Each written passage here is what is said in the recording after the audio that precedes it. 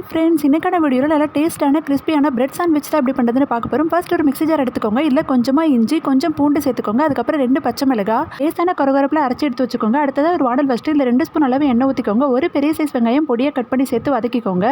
இது கூடவே நம்ம அரைச்சி எடுத்து வச்சிருந்தா அந்த விடுதையை வந்து சேர்த்துக்கோங்க. அதுக்கப்புறம் 1/2 ஸ்பூன் தனி மிளகாய் தூள், 1/2 ஸ்பூன் கரம் மசாலா, கொஞ்சமாக மஞ்சத்தூள் சேர்த்துட்டு நல்லா கலந்து விட்டதுக்கப்புறம் வேக வச்சு மசிச்சு எடுத்து வச்சிருக்க உருளைக்கிழங்கு இதில் சேர்த்துக்கோங்க. கொஞ்சமாக தண்ணி விட்டு கெட்டியாலாத மாதிரி வந்து கலந்துக்கோங்க. அடுத்ததாக கொஞ்சமாக உப்பு, கொத்தமல்லி இலை சேர்த்துக்கோங்க. வேக வைக்கும் போதே உருளைக்கிழங்கு உப்பு போட்டதுனால கொஞ்சமாக சேர்த்திங்கன்னா போதும். அடுத்ததாக 2 பிரெட் எடுத்துக்கோங்க. இப்போ நம்ம எடுத்து வச்சிருக்க இந்த உருளைக்கிழங்கு ஸ்டஃபிங்கை இதோட ஒரு சைடு மட்டும் வந்து தடவி விட்டுக்கோங்க. இந்த மாதிரி ஸ்பூனில் கொஞ்சமாக எடுத்துட்டு இப்போ இன்னொரு பிரெட்டை இது மேலே சேர்த்து ஒட்டி வச்சுருங்க. ஸ்டவ் ஆன் பண்ணிவிட்டு நல்லா குழியாக இருக்க மாதிரி ஒரு தோசைக்கல் எடுத்துக்கோங்க. இல்லை எண்ணெய் இல்லைன்னா பட்டர் உங்கள் விருப்பத்துக்கு ஏற்ற மாதிரி நீங்கள் வந்து போட்டுக்கலாம். எண்ணெய் நல்லா சூடானதுக்கு அப்புறமா நம்ம ஸ்டஃப் பண்ணி எடுத்து வச்சிருக்க இந்த பிரெட்டை இந்த தோசைக்கல்லில் போட்டு 2 சைடு நல்லா செவக்கிற அளவுக்கு பெரட்டி விட்டு எடுத்தீங்க அப்படின்னா போதும். டேஸ்ட்டான பிரெட் சாண்ட்விச் ரெடி.